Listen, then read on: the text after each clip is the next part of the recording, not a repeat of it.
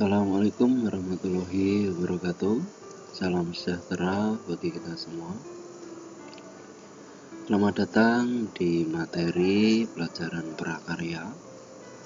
Pada kesempatan kali ini kita akan membahas bab kerajinan untuk kelas 8 semester 1. Kerajinan bahan lunak. Tujuan pembelajaran pada materi kita kali ini adalah menjelaskan pengertian kerajinan bahan lunak, menjelaskan prinsip kerajinan bahan lunak.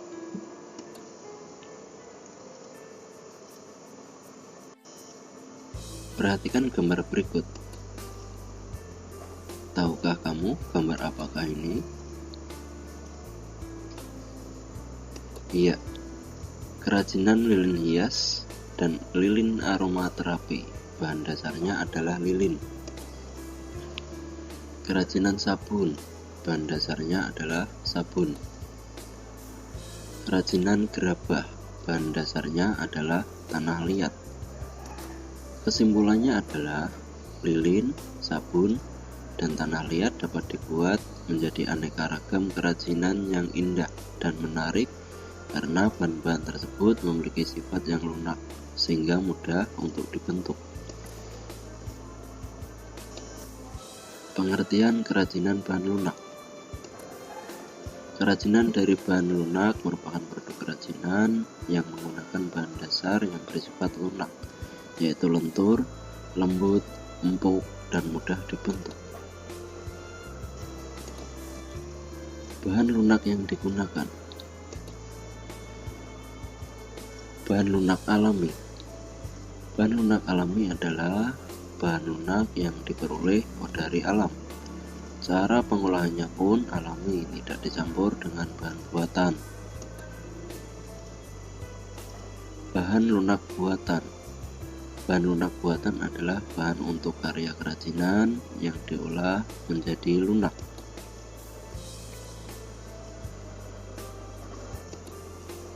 Contoh bahan lunak alami: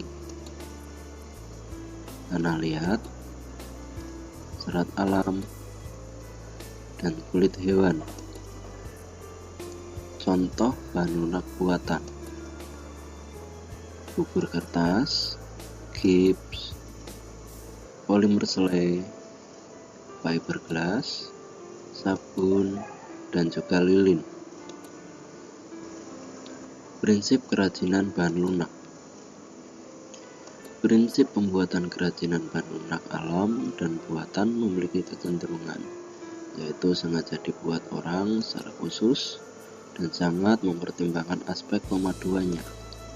Pemaduan yang dimaksud adalah penggunaan bahan lain dengan warna dan bentuk yang berbeda, tetapi padu dengan bahan dasarnya. Pada praktiknya, kerajinan dibuat dengan mempertimbangkan wilayah kerja dengan beberapa prinsip sebagai berikut: keterampilan tangan, keterampilan teknik, dan kedaerahan atau tradisional. Secara umum, jenis karya ini dapat dipilah menurut manfaatnya, yaitu sebagai berikut. 1. Kelengkapan busana produk kerajinan bahan lunak dibuat dengan mempertimbangkan produk tersebut dapat mempercantik diri dalam menggunakan busananya.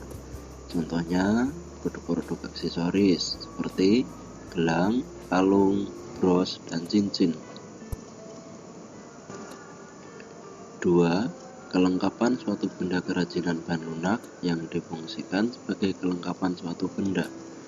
Sebagai contoh, kotak tisu yang dilengkapi dengan hiasan keramik pada bagian muka. Jika kotak tisu sudah tidak terpakai, keramik dapat dilepas dan dipasangkan pada kotak tisu lainnya. Cara ini dapat dipilah menurut manfaatnya sebagai berikut. 3.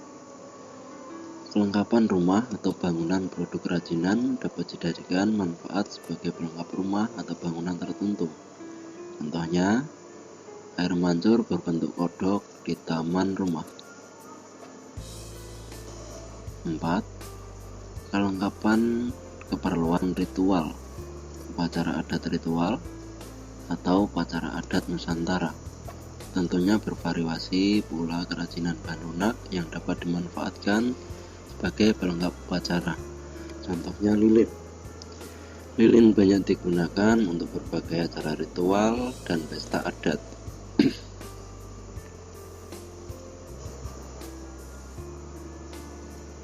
Berdasarkan prinsip kebermanfaatan di atas, maka kerajinan bahan lunak dapat dikategorikan sebagai produk-produk seperti berikut. 1. Menambah keindahan. Keberadaan kerajinan bahan lunak dapat memperindah penampilan.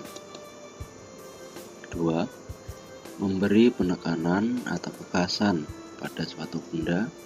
Jika diberi kerajinan bahan lunak, maka sesuatu akan terkesan khas. 3. Menjadi persyaratan pemakaian kerajinan bahan lunak merupakan persyaratan untuk dipakai. Jika tidak digunakan, maka tidak berarti apa-apa. 4. Merupakan pertanda atau simbol produk kerajinan bahan lunak dijadikan sebagai pertanda atau simbol suatu kepentingan. 5. Dibuat khusus sesuai benda aslinya atau duplikasi. Kerajinan bahan lunak dibuat secara khusus menyerupai bentuk aslinya untuk alasan dan kebutuhan tertentu. 6. Sebagai bagian dari karya seni karena mencerminkan ekspresi keberagaman budaya Nusantara, maka kerajinan bahan lunak merupakan bagian dari karya seni. Demikian materi kita pada kesempatan kali ini. Terima kasih. Wassalamualaikum warahmatullahi wabarakatuh.